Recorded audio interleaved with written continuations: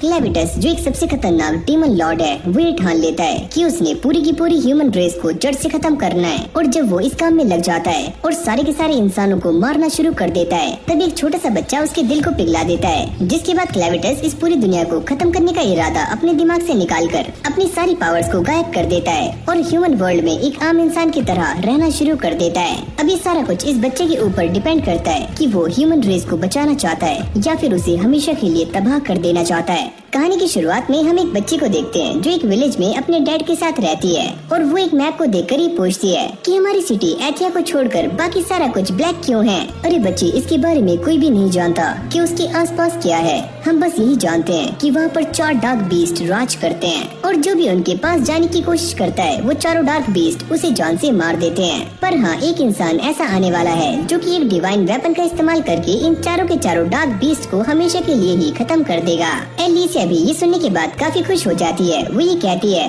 कि मैं भी बड़ी होकर एक हीरो बनूंगी ताकि मैं ये जान सकूं कि हमारी ये दुनिया कैसी है। फिर हमें कुछ टाइम बाद का सीन दिखाया जाता है जहाँ पर एलिसिया बड़ी हो चुकी है और वो हीरोज के साथ मिलकर साउथ की तरफ जा रही है ताकि वो वहाँ के क्लेविटस को हरा सके। और आगे बढ़ने से पहले हम ये जान लेते हैं कि ये हीरोज कोई आम इंसान नहीं है। इनके पास स्पेशल वेपन्स होते हैं जो कि सिर्फ हीरोज को ही दिए जाते हैं। जैसे ये सारे डार्क बीस्ट की टेरिटरी में पहुँचते हैं तो डीमंस इनके ऊपर अटैक्स करना शुरू कर देते हैं, जिसको देखकर ये सारे हीरोज अपने डिवाइन वेपन्स को बाहर निकाल लेते हैं और एक एक करके सारे के सारे डीमंस को मारना शुरू कर देते हैं। और जैसे जैसे वो क्लेविटस की तरफ आगे बढ़ रहे होते हैं तो उनके सामने एक के बाद एक काफी खतरनाक डीमंस आने शुरू हो जाते हैं। अब फाइनली इन सभी को मारने के बाद वो सारे क्लेविटस के पास पहुंच जाते हैं, जिसको देखकर इन सभी के अंदर काफी जोश आ जाता है। चलो इसको भी खत्म करते हैं। पर अगले ही पल हम ये देखते हैं कि क्लेविटस इनके सरदार को एक ही झटके में खत्म कर देता है और एक एक करके सभी को भी मारना शुरू कर देता है, जिसको देखकर इन सभी की फट जाती है और इन्हें समझ नहीं आता कि इन्हें अब क्या करना है। तभी एलिसिया ये नोटिस करती है कि क्लेविटस सभी के ऊपर शैडो में से अटैक कर रहा है और वो सभी को इसके बारे में वार्न कर देती है। अब एलिसिया भी उसके काफी नजदीक पहुंच जाती है और क्लेविटस को भी इस बात का एहसास हो जाता है कि ये सारे सच में काफी ताकतवर हैं, क्योंकि पिछले 1000 सालों में आज तक कोई भी मेरे इतने करीब नहीं आया। पर क्लेविटस को ये बात समझ नहीं आती कि वो सारे यहाँ पर क्यों आए हैं। अगर ये सारे मुझे यहाँ पर डराने के लिए आए हैं या फिर किसी और काम से, मैं उसका जवाब खुद ही ढूंढ लूंगा।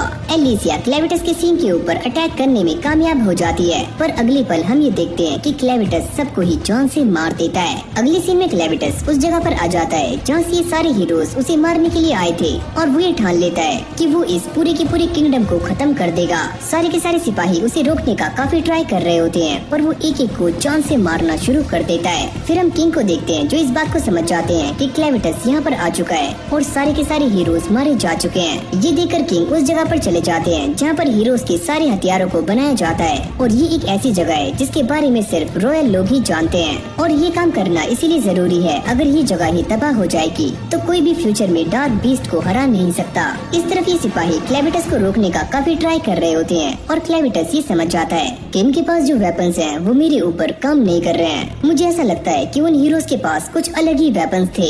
यहाँ पर किंग ने भी इस जगह को पूरी तरह से सील कर दिया होता है। तभी क्लेविटस सारी जगह को तबाह करता हुआ यहाँ पर आ जाता है। तुम यहाँ पर क्या कर रहे थे और ह्यूमंस किस तरह की रेस है और वो मुझे मारना क्यों चाहती है? अगर मुझे तुम्हारा जवाब पसंद नहीं आया तो मैं पूरी की पूरी ह्यूमन रेस को खत्म कर दूंगा। पर किंग के पास इसका कोई भी जवाब नहीं होता और वो मारा जाता है। अगर ये सारे ऐसे ही आगे बढ़ते रहेंगे तो मुझे भी एक सेना बनानी चाहिए जिससे कि मैं सारे के सारे ह्यूमंस को खत्म कर पाऊँ। तभी उसे यहाँ पर एक बच्चे के रोने की आवाज आती है। उसकी माँ क्लेविटस से कहती है कि प्लीज मेरे बच्चे को बचा लो। मैंने ये डिसाइड कर लिया है कि मैं सारी की सारी ह्यूमन रेस को खत्म कर दूंगा, तो इसको बचाने का कोई भी सवाल पैदा नहीं होता। पर ये बच्चा काफी छोटा है और ये अभी पैदा हुआ है, तो इसका बाकी इंसानों से कोई भी लेना देना नहीं है, तो प्लीज इसे बचा लो।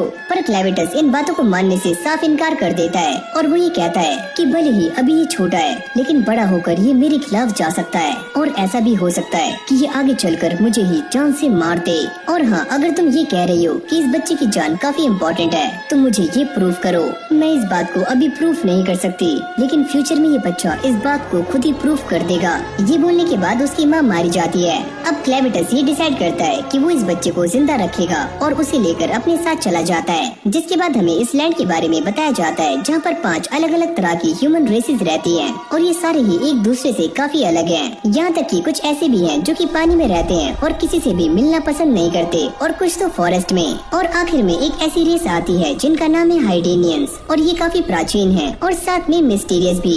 ये रेस एक ऐसी चीज के बारे में जानती है जिससे बाकी लोग अनजान है और वो है आर्कनाइट से वेपन्स बनाना। फिर हमें दोबारा से लूना आइलैंड को दिखाया जाता है जहाँ पर क्लेविटस इस बच्चे को लेकर आ जाता है। ये बच्चा काफी ज्यादा रो रहा होता है क्योंकि ये काफी भूखा है। अब भाई क्लेविटस इसे दूध तो पिला नहीं सकता तो वो इसे बार बार स्ट्रेंथ दे रहा होता है। अब वो इसे एक गड्ढे के अंदर फेंक देता है जहाँ पर काफी सारे कीड़े इसे साफ कर देते हैं। मैंने इसकी माँ से वादा क्यों किया कि मैं इसे जिंदा रखूंगा, लेकिन अब मैं पीछे नहीं हट सकता और इस बच्चे की लाइफ ही ये बात डिसाइड करेगी कि आगे ह्यूमन रेस को जिंदा रखना है या फिर नहीं। एलिसिया की हालत भी काफी खराब हो चुकी है। तभी वो ये देखती है कि किसी ने उसके डैड को जान से मार दिया है और अगले ही पल उसकी आंखें खुल जाती हैं। क्लेविटस उससे कहता है कि तुम्हारे बाकी के साथी मारे जा चुके हैं और अब बस तुम ही जिंदा हो। एलिसिया भी इस बात को सुनकर काफी शॉक्ड हो जाती है कि क्लेविटस ने उसे जिंदा करने के लिए डार्क मैजिक का इस्तेमाल किया और भाई क्लेविटस ने ये काम इसीलिए किया होता है ताकि एलिसिया इस बच्चे को दूध पिला सके। पर सच बात तो ये है कि एक मदर ही एक बच्चे को दूध पिला सकती है,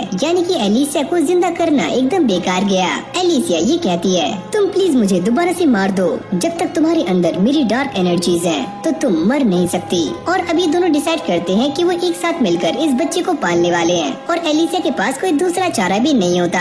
अब एलिसिया उससे कहती है अगर तुम इस बच्चे को पालना चाहते हो तो तुम्हें पैसे देकर एक नर्स को खरीदना होगा जो कि इस बच्चे को एक माँ की तरह दूध पिला सकती है, पर मेरे पास ना तो कैश है और ना ही यूपीआई। अब ये दोनों डिसाइड करते हैं कि वो इस माउंटेन का आर्कनाइट बेचने वाले हैं। ये सुनने के बाद क्लेविटस शहर की तरफ जा रहा होता है पर एलिसिया उसको रोक देती है कि तुम ऐसे वहाँ पर नहीं जा सकते, तुम एक काम करो ये बच्चा मुझे दे दो, मैं इसे लेकर वहाँ पर जा सकती हूँ। पर क्लेविटस इस चीज के लिए नहीं मानता और वो अपनी बॉडी को एक ह्यूमन फॉर्म के अंदर चेंज कर लेता है और यहाँ पर वो एक लड़की बन जाता है जिसका नाम है क्लैन और इस बच्चे का नाम है लूना। अब ये दोनों उसे लेकर शहर की तरफ निकल जाते हैं। जंगल में आने के बाद एलिसिया लूना को नहला रही होती है और वो ये नोटिस करती है कि जिस कपड़े में लूना को लपेटा गया था उस कपड़े से एक बात तो क्लियर हो जाती है कि लूना हाइडेनियंस की रॉयल फैमिली से बिलोंग करता है और अभी तक ये बात क्लियर नहीं हुई है कि लूना एक लड़का है या फिर एक लड़की। अब अगले सीन में हम हाइडन को देखते हैं जो कि पूरी तरह से तबाह हो चुका है। यहाँ पर एक बंदा क्राउन प्रिंस और बाकी लोगों को ढूंढने का ट्राई कर रहा होता है। तभी यहाँ पर कुछ लोग आ जाते हैं जो कि हाइडेनियन से उस टेक्निक को चुराना चाहते हैं जिससे कि वो आर्कनाइट से वेपन्स बनाते हैं। इस तरफ एलिसिया क्लैन को बता रही होती है कि लूना एक रॉयल फैमिली से बिलोंग करता है। क्लैन कहती है कि मैंने उस जगह के कासल को तबाह कर दिया था और तभी मुझे लूना मिला। एलिसिया उससे कहती है कि सारे लोग इस बच्चे को लेकर काफी परेशान हो रहे होंगे क्योंकि रॉयल फैमिली ही इस बात को जानती है कि आर्कनाइट से वेपन्स कैसे बनाए जाते हैं। ये सुनने के बाद क्लेविटस काफी हैरान हो जाता है और वो ये डिसाइड करता है कि वो लूना को एक किंग बनाने वाला है और उसके जरिए वो सभी के ऊपर राज करेगा। क्लेविटस ये सारा कुछ इसीलिए करना चाहता है ताकि वो इस बात को ऑब्जर्व कर सके कि उसे इंसानियत को खत्म करना है या फिर नहीं। एलिसिया को ऐसा लगता है कि उसने क्लेविटस के सामने कुछ ऐसा बोल दिया है जो कि उसे बोलना नहीं चाहिए था। और हाँ भाई, इससे एक काफी बड़ी गलती हो चुकी है और ऐसा भी हो सकता है कि ये बात आगे चलकर एक काफी बड़ी दिक्कत क्रिएट करे। एलिसिया ये सोचती है कि मैं लूना को इससे ले भी नहीं सकती। अगर मैंने ऐसा किया तो क्लेविटस मुझे मारने के साथ साथ इस पूरी ह्यूमन रेस को भी खत्म कर सकता है। जिसके बाद वो डिसाइड करती है कि वो लूना की रक्षा करेगी ताकि सारे लोग सेफ रह पाएं। तभी यहाँ पर एक बंदा आकर क्लैन के सर पर अटैक कर देता है जिससे वो बेहोश हो जाती है। एलिसिया ये देखकर काफी हैरान हो जाती है कि इतना बड़ा डीमन किंग इतनी आसानी से धाराशाही हो गया। तभी यहाँ पर कुछ और लोग भी आ जाते हैं जो कि एलिसिया को भी बेहोश कर देते हैं और इन सभी को बंदी बनाकर कहीं लेकर जा रहे होते हैं। जब ये बैंडिट्स इन तीनों को लेकर जा रहे होते हैं तभी एलिसिया को होश आ जाता है। क्लैन उससे कहता है तो फाइनली तुम जाग चुकी हो, वैसे हम दोनों पकड़े गए। एलिसिया को ये सुनने के बाद काफी गुस्सा आ जाता है। तो तुम क्या कर रहे हो, चलो हमें बचाओ। अरे तुम टेंशन मत लो, लूना एकदम सेफ है। ये सुनने के बाद एलिसिया को और भी ज्यादा गुस्सा आ जाता है। मुझे ऐसा लगता है कि तुम इस बॉडी में आने के बाद और भी ज्यादा कमजोर हो गए हो। ऐसा कुछ भी नहीं है, मैं तो बस ये देख रहा था कि ये बॉडी कितनी कमजोर है। एलिसिया उससे कहती है कि चलो एक काम करते हैं, यहाँ से भाग जाते हैं। लेकिन भाई क्लैन के दिमाग में एक अलग ही प्लान चल रहा होता है। वो ये कहता है कि जब तक मैं लूना को यहाँ का किंग नहीं बना देता तब तक मैं अपनी असलियत सभी के सामने नहीं लाऊंगा और इससे मैं ह्यूमैनिटी को काफी अच्छे तरीके से भी ऑब्जर्व कर सकता हूँ। अब एलिसिया उसे सारे सिचुएशन के बारे में बताना शुरू करती है कि ये लोग काफी बुरे हैं जिन्होंने हमें पकड़ा है और तुम इन्हें देखकर इंसानों के बारे में अंदाजा नहीं लगा सकते। जिसके बाद ये सारे इन गुंडों के अड्डे पर पहुँच जाते हैं जहाँ पर एक बंदा भागने का ट्राई कर रहा होता है। तभी एक गुंडा पीछे से चाकू फेंक कर उसे जान से मार देता है। तुम सारे एक बात कान खोल के सुन लो, अगर किसी ने भी यहाँ से भागने की कोशिश की तो हम उसे जान से मार देंगे। अभी गुंडे एलिसिया को लेकर एक कमरे में चले जाते हैं और यहीं पास में एक लड़की खड़ी हुई होती है जो क्लैन को अपने पास बुला लेती है। जैसे वो क्लैन के हाथ में एक छोटा सा बच्चा देखती है तो वो अपनी मेट से ही कहती है, सुनो इसका ध्यान रखना और हाँ तुम इसे दूध भी पिला देना। इस तरफ ये गुंडे एलिसिया को लेकर एक बंदे के पास आ जाते हैं जिसका नाम है रोको और वो ये कहता है कि तुम सारे मुझे अपना बॉस कहो, पर ये बंदे ऐसा करने से मना कर रहे होते हैं। तभी ये अपने गुलाम बैटी को बाहर निकालता है और इन दोनों को डराना शुरू कर देता है जिससे इन दोनों की काफी ज्यादा फट जाती है। एलिसिया को देखकर रोको ये कहता है, अरे ओए लड़की, शायद से तुम इन आर्क नाइट्स को लूना माउंटेन से यहाँ पर लेकर आई हो। यहाँ तक कि मैंने ये भी सुना है कि वहाँ के राजा ने अपने कुछ हीरोज को उस जगह पर भेजा था जिसमें एक लड़की भी थी और ये बैटी जिसको देखकर सभी की फट जाती है उसके सामने भी तुम काफी आराम से खड़ी हो। इसका मतलब तुम एक हीरो हो। यहाँ तक कि वो ये भी जानता है कि क्लेविटस ने उनके किंगडम पर अटैक कर दिया है और उसे पूरी तरह से तबाह कर दिया है। अब वो एलिसिया को डराने के लिए एक रेड कलर की ब्लेड का इस्तेमाल कर रहा होता है जो कि बिल्कुल हीरोज के वेपन की तरह है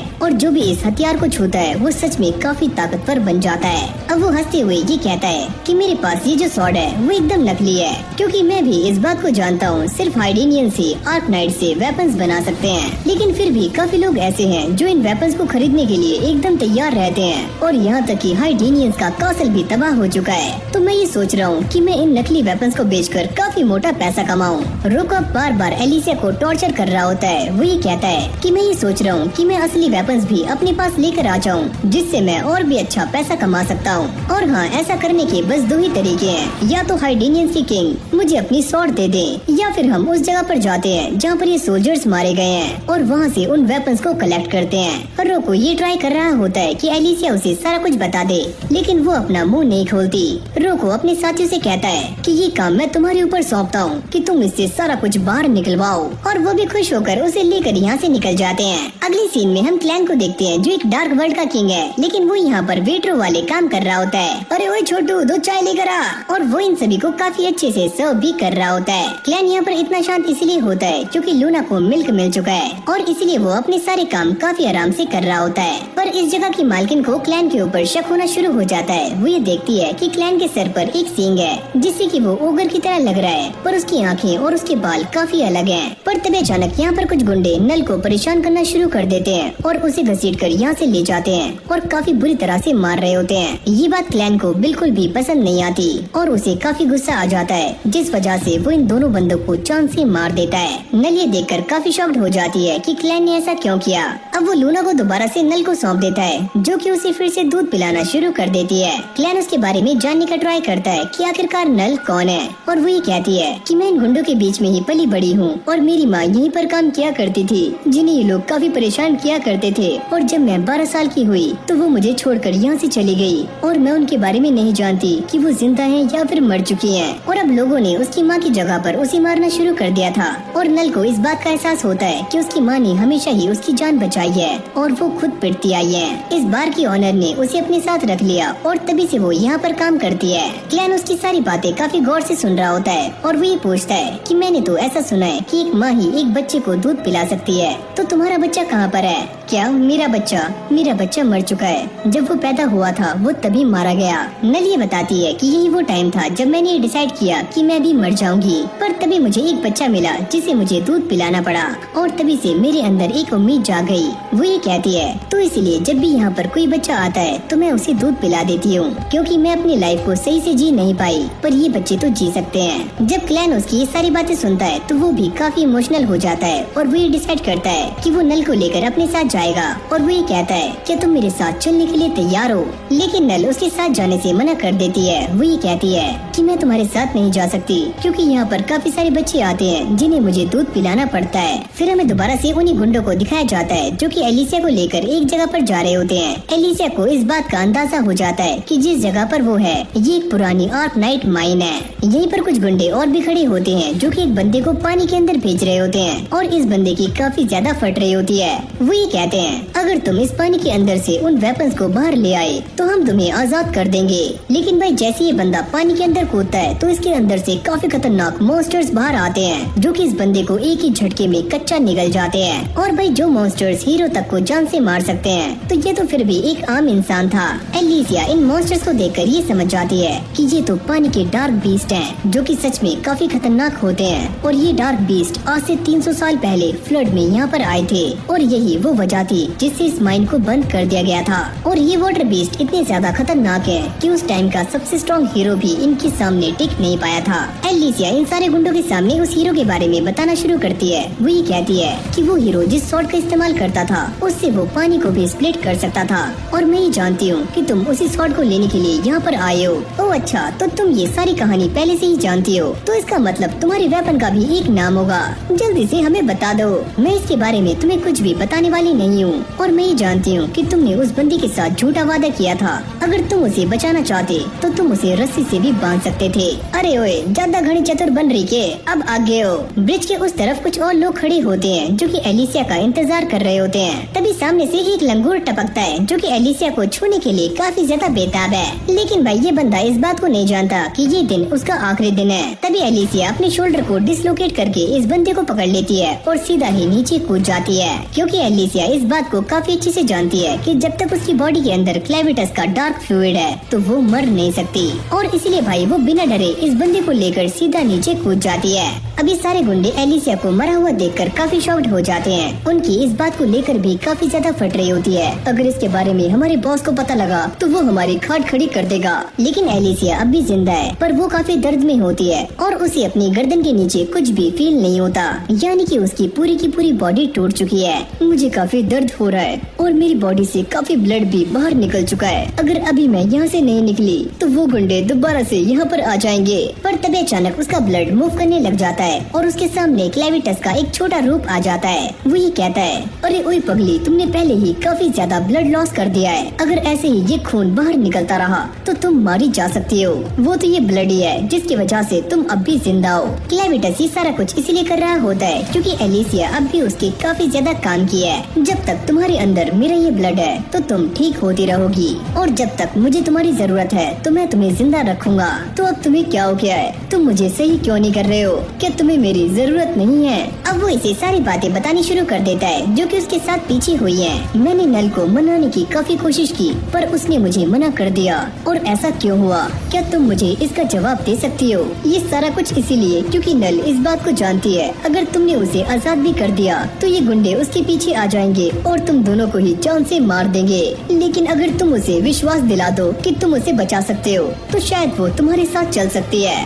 पर मैं ऐसा कुछ भी नहीं करूँगा। मैं उसके लिए ये सारा कुछ क्यों करूँ? और मैं नहीं चाहता कि किसी को भी ये पता लगे कि मैंने लूना माउंटेन छोड़ दिया है, वरना इससे काफी बड़ी दिक्कत हो सकती है। जिसके बाद क्लेविटस एलिसिया से ये कहता है कि मेरे ख्याल से ये काम तुम भी कर सकती हो और वैसे भी एक हीरो इतने सारे गुंडों को तो आराम से हरा ही सकता है। एलिसिया इस बात के लिए मना कर रही होती है पर अगली पल क्लेविटस उसकी सारी की सारी टूटी हुई हड्डियों को दोबारा से जोड़ देता है और वो एकदम सही हो जाती है, जिसको देखकर इन सारे गुंडों की फटनी शुरू हो जाती है और साथ में चड्डी भी टाइट हो जाती है। पर एलिसिया भी काफी जोर जोर से चिल्ला रही होती है क्योंकि इससे उसे काफी पेन होता है। अभी सारे गुंडे डिसाइड करते हैं कि वो इसे पकड़कर जबरदस्ती वहाँ पर लेकर जाएंगे जहाँ पर इसके साथियों के वेपन्स हैं। जैसे ही गुंडा उसके ऊपर अटैक करने के लिए आगे आता है तो एलिसिया उसके एक जोरदार मुक्का मारकर उसे पीछे गिरा देती है। मुझे ऐसा लगता है कि मुझे अब अपनी पे आना होगा। ये बोलते ही वो अपनी सारी बेड़ियां तोड़कर इन सभी के साथ लड़ने के लिए तैयार हो जाती है। क्लैन भी लूना को लेकर बाहर आ जाता है और ये दोनों नल को ढूंढ रहे होते हैं। जाते हुए क्लैन ये बता रहा होता है कि एलिसिया काफी स्ट्रॉन्ग है और वो पहली ऐसी इंसान है जिसने मेरे सींग के ऊपर अटैक किया था।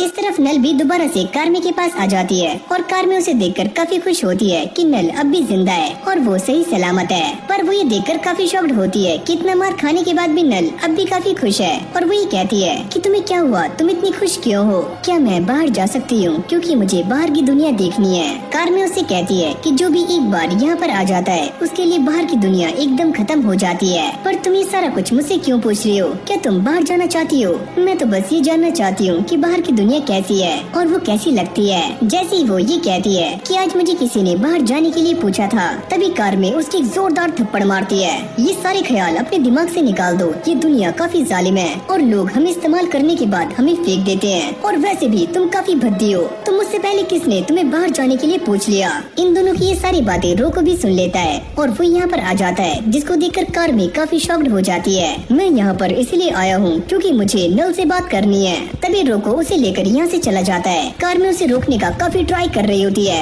अगर ये चली गई तो यहाँ के बच्चों को दूध कौन पिलाएगा? तभी क्लैन और लूना भी यहाँ पर आ जाते हैं। क्लैन उससे पूछता है कि तुम क्या बकवास कर रही हो? वो ये कहती है कि मैं तुम्हें इसके बारे में कुछ भी बता नहीं सकती और हमारे पास अब दूध नहीं है, तो यहाँ से चले जाओ। पर जैसी वो क्लैन की आंखों में देखती है तो उसकी फटकर चार हो जाती है। क्लैन उससे कहता है तुम मुझे सारा कुछ एक्सप्लेन करो। इस तरफ रोको नल को लेकर एक केव में आ जाता है और वो अंदर जाते हुए काफी ज्यादा डर रही होती है। वो ये कहती है कि तुम मुझे कहाँ लेकर जा रहे हो? यहाँ पर मैं पहली बार आई हूँ। अब रोको उसे सारा कुछ एक्सप्लेन कर रहा होता है कि ये एक माइन है और मैंने इस जगह पर काफी ज्यादा रिसर्च की है। और अगले पल यहाँ की बत्ती गुल हो जाती है और जैसे रोको लैंप को ऑन करता है तो नल ये देखकर काफी शॉक्ड हो जाती है कि उसके सामने बैटी खड़ा हुआ है। रोको उससे कहता है कि आज तुमने हमें धोखा दिया है और तुम शायद ये बात नहीं जानती कि मैं डीमंस को कंट्रोल कर सकता हूँ। वो यहाँ से भागने का ट्राई करती है और बैटी भी उसे मारने के लिए उसके पीछे आ रहा होता है। मैंने गलती करी आज उस हाथ को ना थाम कर, अगर आज मैं वो हाथ पकड़ लेती तो शायद मैं जिंदा बच पाती। अगली पल हम ये देखते हैं कि बैटी उसे खा जाता है। तभी लूना और क्लैन भी यहाँ पर आ जाते हैं। वो ये कहता है कि तुम रो मत, शिकार बनना और शिकार करना ये दोनों ही इंसानों और डीमंस में कॉमन है। क्लैन अब भी इस बात को लेकर काफी कंफ्यूज होता है कि ये डीमन जो इतना स्ट्रॉन्ग है वो इस छपरी की बात क्यों मान रहा है और मेरे ख्याल से ये रूल्स के खिलाफ है। बैटी इसे जान से मार दो। पर बैटी की तो पहले ही हवा टाइट हो रही होती है और वो नल को बाहर उगल देता है। लूना उसे लेकर साइड में आ जाता है। बैटी की हालत पहले से काफी खराब हो रही होती है। रोको उसे शांत करने का ट्राई करता है पर वो ये देखकर काफी शॉक्ड हो जाता है कि नल और लूना यहाँ से गायब हैं। शायद से तुम एक मैजिशियन हो, लेकिन क्लैन को मैजिक के बारे में कुछ भी नॉलेज नहीं होती। रोको उससे कहता है अगर तुम इसके बारे में कुछ भी नहीं जानते तो चलो मैं तुम्हें इसके बेसिक्स समझाता हूँ। अब वो एक लिक्विड को बाहर निकाल कर ये कहता है कि तुम ये देख रहे हो, यही मेरा मैजिक है जिससे कि मैं अभी तक छोटे मोटे ट्रोल को ही कंट्रोल कर पाया था, लेकिन आगे मैं बड़े डीमंस को भी कंट्रोल कर पाऊंगा। अगली पल वो इस चीज को फायर के साथ मिला देता है जिससे बैटी दोबारा से खड़ा हो जाता है और उसके कंट्रोल में आ जाता है। तभी बैटी क्लैन के ऊपर अटैक करके उसे इंजर्ड कर देता है। क्लैन ये सोचता है कि एलिसिया ने मुझे मैजिक के बारे में कुछ भी नहीं बताया। इस तरफ एलिसिया भी सारे के सारे गुंडों को सबक सिखा रही होती है और फिर हमें एक फ्लैशबैक दिखाया जाता है जहाँ पर एलिसिया के डैड उसे स्वॉर्ड चलाना सिखा रहे होते हैं। वैसे मुझे एक स्ट्रॉन्ग स्वॉर्ड्समैन बनना है, तो मैं क्या करूँ? अगर तुम सच में ये करना चाहती हो तो सबसे पहले तुम्हें अपने ऊपर कंट्रोल करना होगा और अपने दुश्मन को मारते हुए बिल्कुल भी हिचकिचाना नहीं है। इससे तुम्हारी और स्वॉर्ड की स्पीड कम हो सकती है। अब रियलिटी में एलिसिया इन सारे गुंडों को ठिकाने लगा रही होती है पर तभी एक गुंडा उसकी स्वॉर्ड को तोड़ देता है। एलिसिया को इस बात का अंदाजा हो जाता है कि वो अकेले इन सारे गुंडों को हरा नहीं सकती। ये सच में काफी ज्यादा है और इन सभी को हराने का सिर्फ एक ही तरीका है, जिसके लिए वो लेक की तरफ भागना शुरू कर देती है, यानी कि वो लेक में कूदने वाली है। इन सारे गुंडों को ऐसा लगता है कि एलिसिया इसके अंदर नहीं कूदेगी क्योंकि पिछले 300 सालों से इस लेक में जो भी गया है वो जिंदा वापस नहीं आया। तभी एलिसिया एक एक्स को उठाकर कुछ रस्सियों को काट देती है और ये सारे के सारे लोग उसको घेर लेते हैं, जिसके बाद ये सारे गुंडे उसे पकड़ने के लिए इन डंडों पर चढ़ना शुरू कर देते हैं। पर जैसे एलिसिया एक और रस्सी को काटती है तो ये सारे लोग पानी में गिर जाते हैं। पानी में गिरने वाले सारे के सारे बंदे डार्क बीस्ट का खाना बन जाते हैं। बचे हुए गुंडे ये देखकर काफी शॉक थे कि एलिसिया यहाँ से गायब है, पर वो तो पानी के अंदर है ताकि वो उस स्वॉर्ड को हासिल कर सके जो कि उस पुराने लेजेंडरी हीरो की है। एलिसिया इस लेक में काफी अंदर जा रही होती है। वो ये सोचती है कि मुझे अपनी सांसों को बस तब तक रोकना है जब तक कि मैं नीचे ना पहुंच जाऊं। लेकिन भाई इस लेक के अंदर एक और डार्क बीस्ट है जो कि नीचे एलिसिया का इंतजार कर रहा है। पर वो इस बात से पूरी तरह से अनजान है। अब एलिसिया धीरे धीरे पानी के अंदर जा रही होती है और इससे वो काफी घबरा जाती है। मुझे ऐसा नहीं लगा था कि ये काम इतना मुश्किल होगा। यहाँ पर उसका दिमाग काम करना बंद कर देता है और एकदम सुन्न हो जाता है। एलिसिया ये सोचती है कि भले ही मेरे दिमाग को ये पता हो कि मैं मरने वाली नहीं हूँ, लेकिन फिर भी मेरी बॉडी मेरा साथ नहीं दे रही है। मुझे काफी दर्द हो रहा है। अब जैसे वो किसी चीज से टकराती है तो उसे ऐसा लगता है कि वो नीचे पहुँच चुकी है और उसे यहाँ पर हीरो की स्वॉर्ड भी चमकती हुई नजर आती है। वो अपनी पूरी ताकत लगाकर इस स्वॉर्ड की तरफ बढ़ने का ट्राई करती है, क्योंकि वो ये जानती है कि अगर उसने एक बार इस स्वॉर्ड को पा लिया तो उसकी फिजिकल स्ट्रेंथ दोबारा से एनहेंस हो जाएगी और वो यहाँ से आसानी से बाहर निकल सकती है। पर जैसी वो इस स्वॉर्ड को छूने वाली होती है तभी ये मॉन्स्टर उसके सामने आ जाता है, जिसको देखकर एलिसिया की काफी ज्यादा फट जाती है। लेकिन एलिसिया ने इस स्वॉर्ड को हासिल कर लिया है, पर ये मॉन्स्टर उस स्वॉर्ड के साथ ही एलिसिया को अपने मुंह के अंदर खींच लेता है। तभी उसे अपने डैड की बात याद आती है कि एलिसिया तुम सच में काफी स्ट्रॉन्ग हो। जिसके बाद वो इस बीस्ट के मुंह से बाहर निकल जाती है और ऊपर जाने का ट्राई कर रही होती है। वो ये सोचती है कि ये बीस्ट इस पानी में काफी ज्यादा स्ट्रॉन्ग है और यही वो रीजन होगा कि वो हीरो यहाँ पर हारा है, क्योंकि इस बीस्ट को देखकर ऐसा नहीं लगता कि ये इस दुनिया का है। और भाई ये डार्क बीस्ट हजारों सालों तक जिंदा रह सकते हैं और न जाने कितने 100 सालों तक सोते हैं। एलिसिया ये सोचती है कि पक्का किसी ने यहाँ पर माइनिंग करके इस वाटर बीस्ट को जगाया है और मैं बिना ऑक्सीजन के इससे फाइट नहीं कर सकती, तो मुझे जल्दी से बाहर जाना होगा।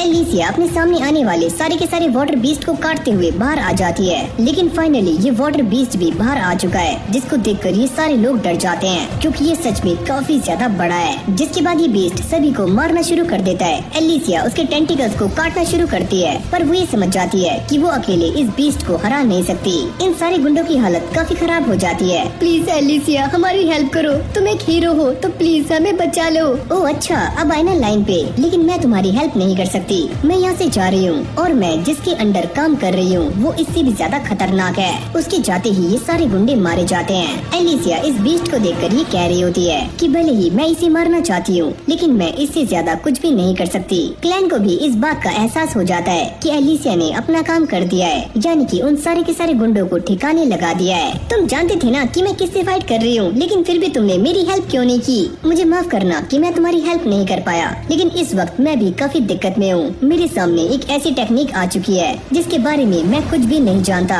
और तुमने भी मुझे मैजिक के बारे में कुछ भी नहीं बताया। क्लैन की बातें सुनकर तो ऐसा लगता है कि ये बंदा काफी दिक्कत में है, पर अगली पल हम ये देखते हैं कि इसने बैटी को बड़ी आराम से हरा दिया है। पर रोको अपने मैजिक का इस्तेमाल करके यहाँ से भागने में कामयाब हो चुका है। एलिसिया भी भागते हुए क्लैन के पास आ जाती है। वो ये देखती है कि चारों तरफ रेड स्मोक है। क्लैन ये सोचता है कि ये बात काफी अजीब है कि इस स्मोक का असर ना तो तुम्हारे ऊपर हो रहा है और ना ही किसी नॉर्मल एनिमल के ऊपर, और वो ये समझ जाता है कि ये मैजिक सिर्फ डार्क बीस्ट के ऊपर ही काम करता है। क्लैन के मन में ये भी ख्याल आता है कि वो ट्रांसफॉर्म होकर आसानी से इस पूरी की पूरी जगह को तबाह कर सकता है, पर इसे लूना को भी काफी खतरा है, तो वो ऐसा नहीं करता। एलिसिया, क्या तुम इसके बारे में कुछ जानती हो और क्या तुम कुछ कर सकती हो? हाँ, मैं इसके बारे में जानती तो हूँ, लेकिन मैं मैजिक का इस्तेमाल करना नहीं जानती। साथ में वो ये कहती है कि मैजिक का इस्तेमाल करने के लिए आर्क नाइट की जरूरत होती है और जो भी इसकी रियल पावर्स को जानते हैं वो आसानी से मैजिक का इस्तेमाल कर सकते हैं, यानी कि तुम भी एकदम यूजलेस हो। एलिसिया उससे पूछती है, तुम मुझे ये बताओ, अगर लूना मर गया तो तुम क्या करोगे? ये सवाल काफी अजीब है, पर एक बात तो सच है, अगर लूना मारा गया तो मेरा ह्यूमैनिटी के ऊपर से विश्वास उठ जाएगा और मैं सभी को जान से मार दूंगा। ये दोनों उन्हें ढूंढने के लिए आगे जाते हैं, पर वो ये नोटिस करते हैं कि यहाँ पर काफी सारा ब्लड है, यानी कि कोई नल को यहाँ से घसीट कर आगे लेकर गया है। अगली पल हम ये देखते हैं कि नल अब भी जिंदा है और वो लूना को बचाने के लिए काफी मार खा रही होती है। फिर हमें एक पास्ट का सीन दिखाया जाता है जहाँ पर लूना के रोने से इस बंदे का ये मैजिकल लैंप टूट जाता है, जिससे रोको को इस बात का एहसास हो जाता है कि लूना सच में काफी स्ट्रॉन्ग है और वो मैजिक का इस्तेमाल कर सकता है। ओह, तो ये बच्चा हाइडेनियंस की रॉयल फैमिली से बिलोंग करता है, तो चलो इसे बाहर लेकर चलते हैं। तभी एलिसिया और क्लैन यहाँ पर आ जाते हैं। रोको इन दोनों को देखकर काफी शॉक्ड हो जाता है। तुम अभी तक जिंदा कैसे हो और मेरे बाकी साथी कहाँ पर हैं? क्लैन उससे कहता है कि तुम्हारे सारे के सारे साथी डार्क बीस्ट का खाना बन चुके हैं। अगर तुम मेरे पास आए तो मैं इस बच्चे की उंगलियों को काट दूंगा, पीछे हट जाओ। लेकिन भाई क्लैन को इससे ढीले पैसे का फर्क नहीं पड़ता और वो इसे मारने के लिए आगे जा रहा होता है। एलिसिया उसको रोक देती है। देखो, मैं हाइडेनियंस की इस स्वॉर्ड को बाहर लेकर आ चुकी हूँ। अगर तुम्हें ये स्वॉर्ड चाहिए तो तुम इसे दीवार से निकाल सकते हो, पर इसे बाहर निकालने के लिए तुम्हें अपने दोनों हाथों का इस्तेमाल करना होगा। ओह, तो वैसे मुझे इस बात पर यकीन नहीं हो रहा है कि तुम मुझे हाइडेनियंस की स्वॉर्ड इतनी आराम से दे रही हो। पर इससे एक बात तो साफ है कि ये बच्चा हाइडीनियंस की रॉयल फैमिली से बिलोंग करता है और तुम्हारी शक्ल देखकर ये बात काफी अच्छे से कंफर्म हो रही है कि ये बच्चा काफी कीमती है। अगर तुम इसे बचाना चाहती हो तो तुम मुझे ये बताओ कि तुम्हारे बाकी साथियों की शॉर्ट्स कहाँ पर हैं। एलिसिया उसे सारा कुछ बता देती है कि उसके साथियों की शॉर्ट लूना माउंटेन की गहराइयों में है। अगर तुम उन्हें पाना चाहती हो तो ये काम तुम्हें खुद ही करना होगा। तुम्हें क्या लगता है कि मैं उन शॉर्ट्स को हासिल नहीं कर सकता?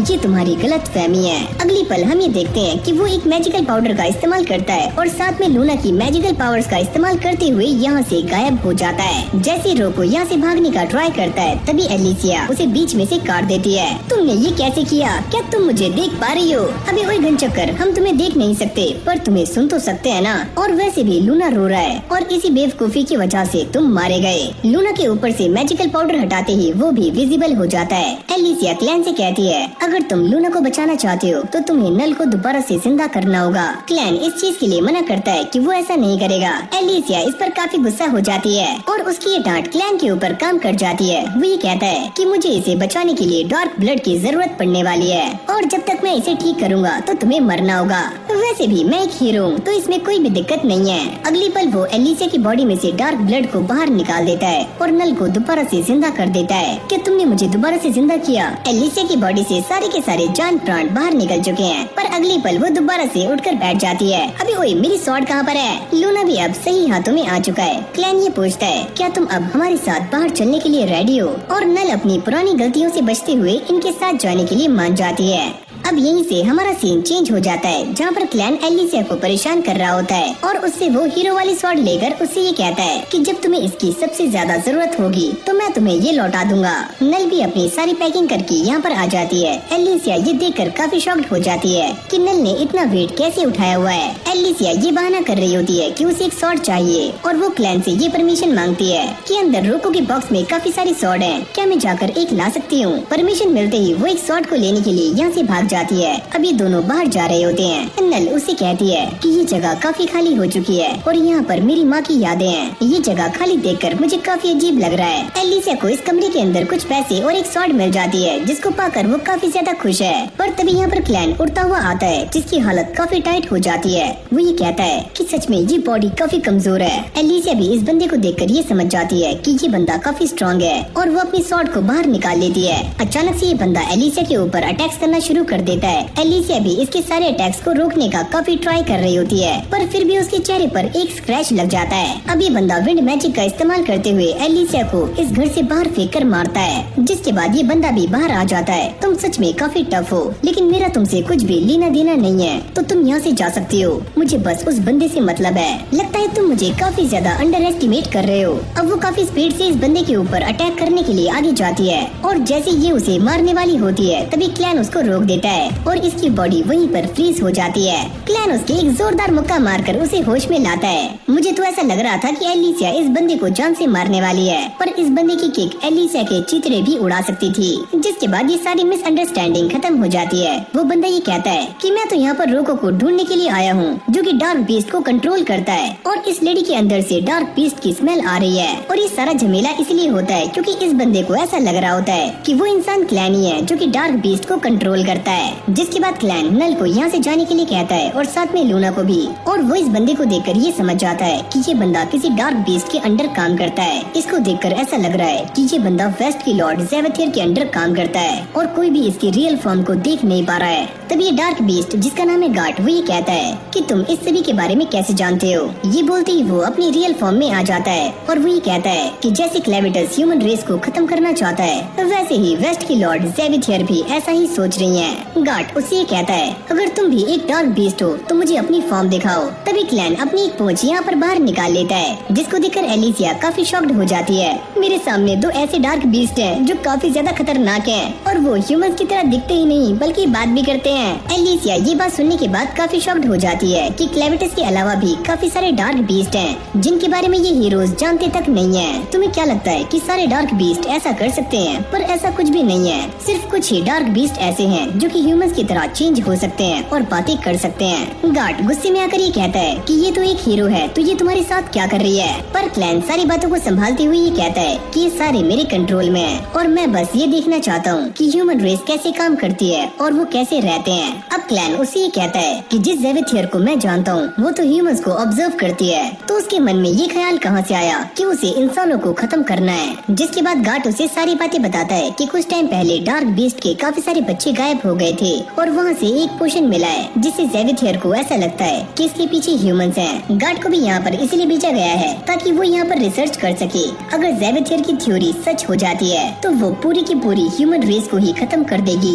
ये सारी बातें सुनने के बाद क्लैन उससे कहता है कि तुम जिस इंसान को यहाँ पर ढूंढ रहे हो मैंने उसे ऑलरेडी ही जान से मार दिया है और साथ में उस डार्क बीस्ट को भी जिसने मेरे ऊपर अटैक किया था। पर वो ये कहता है कि यहाँ पर सिर्फ डार्क बीस्ट के ही बच्चे गायब नहीं हो रहे हैं, साथ में इंसानों के भी काफी सारे बच्चे हैं जो गायब हो चुके हैं। फिर हमें एक फ्लैशबैक दिखाया जाता है जहाँ पर कारम क्लैन को ये बता रही होती है कि यहाँ पर कोई भी लेडी माँ नहीं बन सकती और नल एक बेवकूफ थी जिसने ऐसा किया। प्रेजेंट में क्लैन भी ये सारी बातें समझ जाता है कि डार्क बीस्ट के बच्चों के साथ साथ इंसानों के बच्चे भी गायब हो रहे हैं, यानी कि ये दोनों चीजें आपस में लिंक्ड हैं। एलिसिया ये कहती है कि मैं मैजिक का इस्तेमाल करना नहीं जानती, पर शायद से मैं उन लोगों के बारे में जानती हूँ जो कि ये सारा कुछ कर रहे हैं। वो ये कहती है कि पहले जब फाइट हुआ करती थी तो पहले लोग वेपन्स का इस्तेमाल करते थे और बाद में आए विजर्ड्स जिन्होंने मैजिक का इस्तेमाल करना शुरू कर दिया।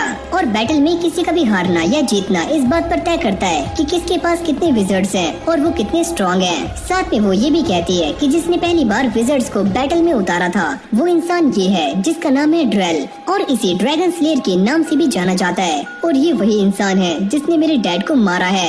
अब यहीं से हमारा सीन चेंज हो जाता है जहाँ पर ड्रेल अपनी पूरी की पूरी आर्मी के साथ हाइडन पर कब्जा करने के लिए आगे बढ़ रहा होता है, पर यहाँ पर एक और आर्मी उन सभी को रोकने के लिए पहले से ही तैनात है। और इस आर्मी का जनरल जिसका नाम है रॉड वो ये पूछता है कि सारी तैयारियाँ कैसी चल रही हैं। ये लड़की कहती है कि हमारी सारी एडवांस फोर्स खत्म हो चुकी है और जनरल ड्रेल अपनी आर्मी के साथ साउथ की तरफ आ रहा है, यहाँ तक कि वो लोग गिनती में 50,000 हैं। रॉड ये कहता है हमारी सेना काफी कम है, हम बस 6,000 हैं और वो लोग काफी सारे हैं और काफी तेजी से हाइडन की तरफ बढ़ रहे हैं। वो ये सोचता है अगर हम वेस्ट के गेट से पहले ही वहाँ पर पहुँच जाएं तो शायद हम उन्हें रोक सकते हैं और इसके लिए हमें हाइडेनियंस का साथ चाहिए, पर वहाँ से हमें अभी तक कोई भी हेल्प नहीं आई है और न ही कोई रिस्पॉन्स। अभी दोनों इस बात को लेकर काफी पैनिक हो रहे होते हैं कि क्लेविटस ने हाइडेनियंस पर अटैक कर दिया है और इसलिए ड्रेल यहाँ पर आया है। अगर उसके हाथों में वो जगह लग गई जहाँ पर ये हथियार बनाए जाते हैं तो हमारे भी सारे के सारे हथियार हमसे छिन जाएंगे। तभी एक सोल्जर यहाँ पर आकर बताता है कि ईस्ट का एक गेट खुल चुका है और ये करने वाला एक विजर्ड है जो कि ड्रेल का साथी है। ये सारे यहाँ पर इसलिए आए होते हैं ताकि वो हाइडन पर अपना कब्जा कर सकें और लूना को भी ढूंढ सकें जो कि हाइडन का एक लौता वारिस है जो कि अभी क्लैन और उसके साथियों के पास है। अब ड्रेल को भी इस बारे में पता लग जाता है कि वो सारे कहाँ पर जा रहे हैं, जिसके बाद वो अपने सबसे स्ट्रॉन्गेस्ट विजर्ड को उनके पीछे भेज देता है जिसका नाम है मिन्नार्ड। अभी सारे आगे आ जाते हैं जहाँ पर क्लैन नल के लिए कॉफी बनाता है और वो ये पूछती है कि गार्ड का क्या हुआ, उसने हमारी बातों पर यकीन कर लिया है और वो दोबारा से अपनी जर्नी पर निकल गया है। एलिसिया भी सारी इन्फॉर्मेशन को गैदर करके यहाँ पर आ जाती है। वो ये कहती है कि हाइडन की हालत काफी खराब है, किंग के मर जाने के बाद सारा कुछ हाथों से निकलता जा रहा है। वो ये कहती है कि एस्लिन ने भी उन्हें रोकने की काफी कोशिश की थी लेकिन वो भी उनका सामना नहीं कर पाए क्योंकि वो मैजिक के मामले में उनसे काफी पीछे हैं। एलिसिया ये बता रही होती है कि हाइडन में ऐसा कोई भी नहीं बचा जो कि उस जगह को ऑपरेट कर सके जहाँ से वेपन्स बनाए जाते हैं। इसका रीजन एकदम साफ है कि वहाँ के किंग ने अपने किंगडम के अंदर मैजिक को बैन किया हुआ है, इसलिए वहाँ पर कोई भी विजर्ड नहीं है। अब इन सारी टेंशनों को साइड में रखते हुए ये सारे कॉफी को एंजॉय करते हैं। नल भी लूना को अपने साथ ले जाती है ताकि वो उसे दूध पिला सके, जिसके बाद एलिसिया नल की तारीफें कर रही होती है, पर क्लैन को ऐसा लगता है कि इन दोनों के बीच में कोई न कोई खिचड़ी बन रही है और वो ये कहता है कि मुझे ऐसा लगता है कि तुम उसे पसंद करती हो और मेरे ख्याल से तुम उसकी तरफ अट्रैक्ट भी हो रही हो। ये सुनने के बाद एलिसिया काफी शॉक्ड हो जाती है। वो ये कहती है कि मेरा ऐसा कोई भी इरादा नहीं है, तुम्हें गलत लग रहा है। एलिसिया उसे ये कहती है कि तुम ये चाहते हो ना कि लूना किंग बने, लेकिन अभी जैसे हालात हैं उसे देखकर ऐसा नहीं लगता कि आगे ऐसा हो पाएगा। वो ये कहती है कि बोरिटो ने हाइडन को उड़ाने की पूरी प्लानिंग कर ली है। क्लैन ये कहता है अगर ऐसा हो भी गया तो मेरे प्लान में कोई भी चेंज नहीं आएगा, लेकिन वो क्लैन को समझाने की काफी कोशिशें कर रही होती है। अगर एक बार उन्होंने हाइडन पर अपना कब्जा कर लिया और लूना को ढूंढ लिया, तो ऐसा भी हो सकता है कि लूना वहाँ का किंग कभी भी ना बने। और लूना को देखकर ये कोई भी बता सकता है कि वो एक रॉयल फैमिली से बिलोंग करता है। अगर लूना एक बार उनके हाथ लग गया तो उनके हाथ में काफी सारे सीक्रेट्स लग जाएंगे, जो कि बस हाइडन ब्लड लाइन में ही पाए जाते हैं। और इस काम को करने के लिए उन्होंने जिस इंसान को भेजा है उसका नाम है ड्रेल, जिसने मेरे फादर को भी मारने के लिए जमीन आसमान को एक कर दिया था। यानी कि वो इंसान एक ड्रैगन स्लेयर है और काफी खतरनाक भी। फिर हमें एक पास्ट का सीन दिखाया जाता है जहाँ पर ड्रेल एलिसिया के डैड के सामने खड़ा होता है और उसने इसके डैड की हालत काफी गंदी कर दी होती है। एलिसिया को ये देखकर काफी गुस्सा आ जाता है और जैसी वो स्वॉर्ड उठाने वाली होती है उसके डैड उसको रोक लेते हैं। बेटा तुम ऐसा मत करो, तुम्हें एक हीरो बनना है और इससे फाइट करने के बाद तुम एक हीरो नहीं बन पाओगी। यही वो टाइम था जब एलिसिया के डैड ने उससे ये प्रॉमिस करवाया था कि वो एक हीरो बनेगी। जैसी वो ये प्रॉमिस करती है तो उसके डैड यहीं पर मारे जाते हैं। क्लैन को भी ये बात समझ नहीं आती। वो ये सोचता है कि एक वक्त वो था जब मैं इस किंगडम को हमेशा के लिए ही खत्म करने वाला था और अब मैं इसे बचाने के लिए जा रहा हूँ। एलिसिया उससे कहती है अगर तुम वहाँ पर जा रहे हो तो मैं भी तुम्हारे साथ चलूंगी। क्लैन उसे ऐसा करने से मना कर देता है। वो ये कहता है कि तुम्हें यहाँ पर रुककर इन दोनों की ही देखभाल करनी है। अगर तुम मेरे साथ वहाँ पर जाओगी तो सभी को मेरे ऊपर शक हो जाएगा कि एक ह्यूमन डीमन के साथ मिली हुई है। क्लैन को वहाँ पर जाने से एक और फायदा होने वाला है, जिससे कि वो विज़र्ड्स की पावर्स को भी काफी आसानी से और काफी अच्छे से समझ सकता है। मैं ये बात जानता हूँ कि तुम अपने फादर की मौत का बदला लेना चाहती हो, लेकिन तुमने अपने फादर से प्रॉमिस किया है कि तुम ड्रेल के साथ नहीं लड़ोगी। उसके फादर ने भी उससे कहा था कि ड्रेल के साथ फाइट करने से वॉर हो सकती है, तो तुम ये कभी भी मत करना। ये एक हीरो का रास्ता नहीं है। जिसके बाद एलिसिया ये कहती है कि मैं अब एक हीरो नहीं हूँ, मैं बस एक लाश हूँ जो कि एक डीमन बीस्ट के ब्लड से चल रही है, तो मैं अपने डैड का बदला ले सकती हूँ। अब क्लैन उससे पूछता है कि आखिरकार तुमने हीरो बनने का फैसला क्यों किया था। एलिसिया ये बताती है ताकि मैं इस वर्ल्ड को प्रोटेक्ट कर सकूं और साथ में इसे एक्सपेंड भी कर सकूं। तुमने लूना के वर्ल्ड को पहले ही एक्सपेंड कर दिया है, तो सच में तुम एक हीरो हो। ये बोलने के बाद क्लैन अपने असली रूप में आ जाता है और हाइडन के लिए निकल जाता है। इस तरफ बोरुटो की आर्मी ने हाइडन को तबाह करने के लिए अपना पूरा इंतजाम कर लिया होता है। साथ में एस्लिन भी उन्हें रोकने के लिए यहाँ पर आ रहे होते हैं। फिर हमें दोबारा से उसी बंदे को दिखाया जाता है जो कि पहले लूना को ढूंढ रहा था। अब अगले सीन में हम एलिसिया और नल को देखते हैं जो एक टाउन में आ जाते हैं, पर तभी अचानक वो ये नोटिस करते हैं कि यहाँ पर टाउन वाले एक बंदे को काफी गंदे तरीके से मार रहे होते हैं। नल इन सारे बंदों को देखकर काफी घबरा रही होती है, जिसके बाद एलिसिया उसे लेकर यहाँ से चली जाती है। फिर हमें इन सारे गुंडों की लाश दिखाई जाती है जिन्हें पेड़ों पर लटकाया गया होता है। ये सारे बात कर रहे होते हैं। हमें ऐसा लगता है कि वहाँ पर जो जायंट ऑक्टोपस मिला है वो बात सही है। ये सारे लोग इस बात से भी काफी परेशान होते हैं कि बोरुटो की आर्मी हमारे किंगडम पर अटैक कर रही है। ये बंदा कहता है तो अब ये सारा कुछ हमारे हाथों में है, हमें ही अपने किंगडम को बचाना होगा। एलिसिया उसे लेकर एक होटल में आ जाती है जहाँ पर उनके सामने दो बंदे खड़े होते हैं जो कि उनसे पूछताछ कर रहे होते हैं क्योंकि इन दोनों के पास वेपन्स हैं। तभी पीछे से एक लेडी यहाँ पर आती है जो कि अपने दोनों बच्चों को डांटना शुरू कर देती है कि तुम दोनों पागल हो, जैसे हालात अभी यहाँ पर चल रहे हैं उसके हिसाब से सभी के पास वेपन्स होने चाहिए, तुम दोनों अंदर आ जाओ। ये औरत जिसका नाम है कारी वो ये कहती है कि इस बच्चे को देखकर ऐसा लग रहा है कि ये हाइडेनियंस का प्योर ब्लड है, पर ये तुम्हारे पास क्या कर रहा है और अब ये सारा कुछ तुम्हारे जवाब पर ही डिपेंड करेगा कि तुम्हारे साथ क्या करना है। एलिसिया उससे कहती है कि हम इस बच्चे के गार्ड हैं और हमें इसे बचाना है। कारी भी उनकी बातों पर बिलीव कर लेती है। अब एलिसिया कुछ पैसे देकर एक रूम को बुक कर लेती है। कारी अपने बच्चों से कहती है तुम नालायक यहाँ पर क्या कर रहे हो, चलो इनका सामान अंदर रखो, चलो। अब जैसे ही ये सामान को उठाने की कोशिश करते हैं तो ये सामान काफी भारी होता है और इन सभी की पैंट गीली पीली हो जाती है।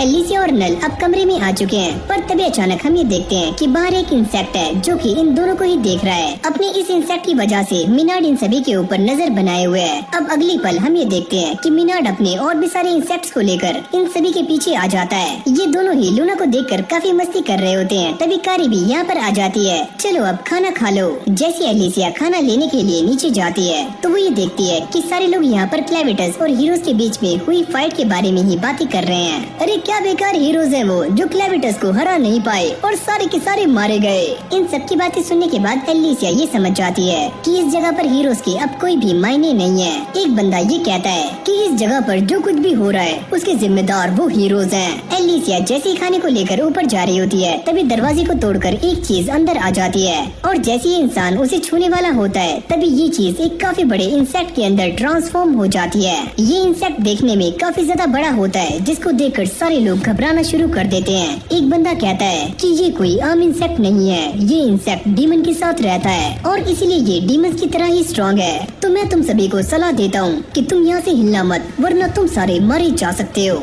ये सारा कुछ देखकर एक बंदे की फट जाती है और वो यहाँ से बाहर भाग जाता है, पर बाहर खड़े हुए इंसेक्ट्स उसे ही जान से मार देते हैं। एलिसिया भी ये नोटिस करती है कि उसके पास उसकी स्वॉर्ड नहीं है, जिसे वो रूम के अंदर भूल आई है। कारी उससे ये पूछती है कि तुम कौन हो और यहाँ पर क्या कर रहे हो। मेरा नाम है मिनार्ड और मैं बोरेटो की तरफ से यहाँ पर आया हूँ। मैं बस ये देखना चाहता हूँ कि यहाँ पर जो बच्चा आया हुआ है क्या उसके अंदर हाइडेनियंस का रॉयल ब्लड है या फिर नहीं। तभी एलिसिया को अंदर से नल के चिल्लाने की आवाज आती है और फिर हम अंदर देखते हैं कि यहाँ पर एक और विजर्ड है जिसने अपने मैजिक का इस्तेमाल करके नल को पकड़ा हुआ है। यहाँ पर लूना भी इस विजर्ड को देखकर रोना शुरू कर देता है। नल उसे ये पूछती है कि तुम कौन हो और यहाँ पर क्या कर रही हो, तुम यहाँ तक कैसे आई। जिसके बाद ये विजर्ड अपने बारे में बताना शुरू करती है और इसका नाम है ने। वो ये कहती है कि मैं अपनी पावर्स की मदद से किसी भी आयरन की चीज को अट्रैक्ट या फिर रिपेल कर सकती हूँ। वो लूना को एक मैजिकल पिल खिलाने का ट्राई कर रही होती है, जिससे वो ये पता कर सकती है कि लूना के अंदर मैजिकल टैलेंट है या फिर नहीं। और ऐसा करने के लिए वो लूना के साथ जबरदस्ती कर रही होती है। नल को ये देखकर काफी गुस्सा आ रहा होता है, तुम ऐसा कैसे कर सकती हो। एलिसिया इन दोनों को बचाने के लिए रूम की तरफ जा रही होती है, लेकिन तभी मिनार्ड अपने इंसेक्ट से उसके ऊपर अटैक करवा देता है। वो ये कहता है क्या बात है, हाइडेनियंस के बच्चे के साथ एक फीमेल स्वॉर्ड्समैन, ये तो काफी कमाल की बात है, लेकिन अब तुम्हारे मरने का टाइम आ चुका है। नल अपने आप को छुड़वाने का काफी ट्राई कर रही होती है। नी उससे कहती है तुम्हारा ऐसा करने का कोई भी फायदा नहीं है, क्योंकि मेरा मैजिक काफी स्ट्रॉन्ग है और ये सामने से आने वाले एक खतरनाक बुल को भी आसानी से रोक सकता है। चलो बेटा इसे जल्दी से खा लो। पर तभी अचानक नल को काफी ज्यादा गुस्सा आ जाता है। इस तरफ एलिसिया ने भी इस इंसेक्ट की काफी गंदी बैंड बजाई होती है और उसे लात मारकर नीचे फेंक देती है। मिनार्ड भी ये समझ जाता है कि आखिरकार एलिसिया कौन है। अंदर आने के बाद वो ये देखती है कि नल ने ने को पहले ही निपटा दिया है। अब ये दोनों बातें कर रहे होते हैं कि उन्हें लूना को लेकर यहाँ से जल्दी ही जाना होगा, क्योंकि ये सारे लूना के पीछे हैं और जब तक क्लैन यहाँ पर नहीं आ जाता हम इन सभी का कुछ भी बिगाड़ नहीं सकते। जिसके बाद ने मिनार्ड के पास आ जाती है और वही कहती है कि वो सारे लोग यहाँ से भाग गए। मिनार्ड उससे पूछता है क्या तुमने उस बच्चे का मैजिक टेस्ट किया। उस लड़की ने मुझे ऐसा करने से रोक दिया। वो लड़की काफी स्ट्रॉन्ग है, लगता है हमने उन सभी को कुछ ज्यादा ही अंडर एस्टिमेट कर लिया है। और वो लड़की जिसे मैंने देखा था, यानी कि जिसके पास वो स्वॉर्ड थी, वो लड़की पक्का एलिसिया है। जिस वक्त ड्वेल ने उसके डैड को मारा था उस वक्त मैं भी वहीं पर था। हाँ पक्का वो लड़की वही है, यानी कि एक हीरो।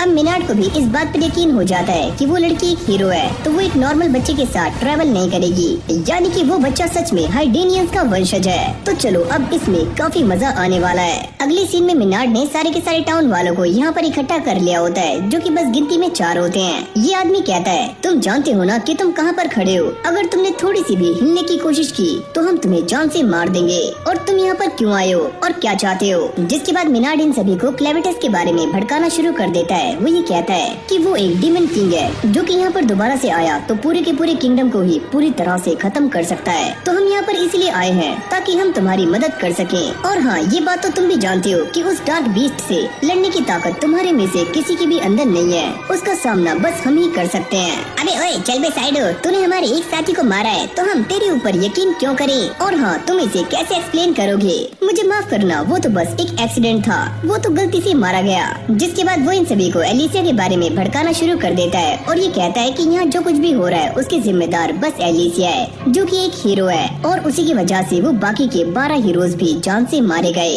ड्वेल भी अपनी आर्मी के साथ एक रिवर को क्रॉस कर रहा होता है। तभी उसे इस बात का अंदाजा हो जाता है कि सामने एक और आर्मी है जो कि उनसे लड़ने के लिए एकदम तैयार खड़ी हुई है। तभी यहाँ पर रॉड की एंट्री हो जाती है, जो कि अपने स्पीयर का इस्तेमाल करके इस पूरी की पूरी लेक को ही एक ही झटके में बर्फ में तब्दील कर देता है। रॉड के इस प्लान की वजह से उनकी 6000 की आर्मी ड्वेल की आर्मी के ऊपर काफी ज्यादा भारी पड़ रही होती है और एक एक करके उन्हें मारना शुरू कर देती है। ड्वेल भी ये देखकर समझ जाता है कि रॉड के पास जो स्पीयर है उसका नाम है फ्रॉस्ट फ्लावर, जिसका इस्तेमाल करके एक हीरो ने एक बार पूरी की पूरी डार्क आर्मी को ही खत्म कर दिया था। पर तुम्हें देखकर ऐसा नहीं लगता कि तुमने अभी तक इस स्पीयर की पावर को मास्टर किया है। तुम्हारे पास अलग अलग विजर्ड्स हैं जिन्होंने इस लेक के टेम्परेचर को पहले ही डाउन कर दिया था, जिससे तुम इसे आसानी से जमा पाए। क्यों, है ना।